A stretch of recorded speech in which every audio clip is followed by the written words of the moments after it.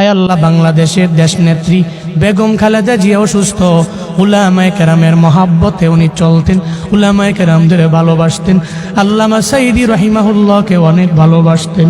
আয় আল্লাহ, আলেমদের মহাব্বত করতেন। আপনার বান্দি মুমূর্ষু অবস্থায় আছে, আয় আল্লাহ, মনে হয় মরে যাবে এমন একটা হালাত। আয় আল্লাহ, এই ক্লান্তি লগ্নে ওনার বাঁচার বড় দরকার, আপনি হায়াতে তৈয়বা দান করে দেন আল্লাহ। আয় আল্লাহ, জীবনে উনি যে ভালো কাজগুলো করেছেন, আয় আল্লাহ, এই ভালো কাজের উসিলায় আপনি সিহতে আফিয়ত দান করেন। আয় আল্লাহ, সিহতে আফিয়ত আজলা কামেলা নসিব করে দেন আল্লাহ।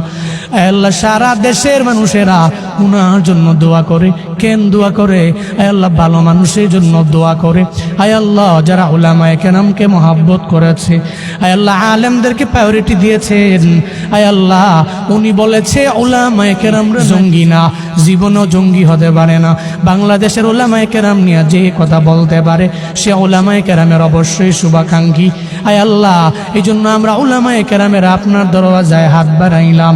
আপনার বান্দিরে আপনি সিহতে আফিয়ত দান করেন, আজলা কামেলা নসিব করে দেন রে আল্লাহ। আর যদি বিদায় বেলা এসে যায়, আয় আল্লাহ, কালেমা পড়তে পড়তে, কালেমার সাথে ঈমানের সাথে আপনি মরণ নসিব করিয়েন রে আমার আল্লাহ।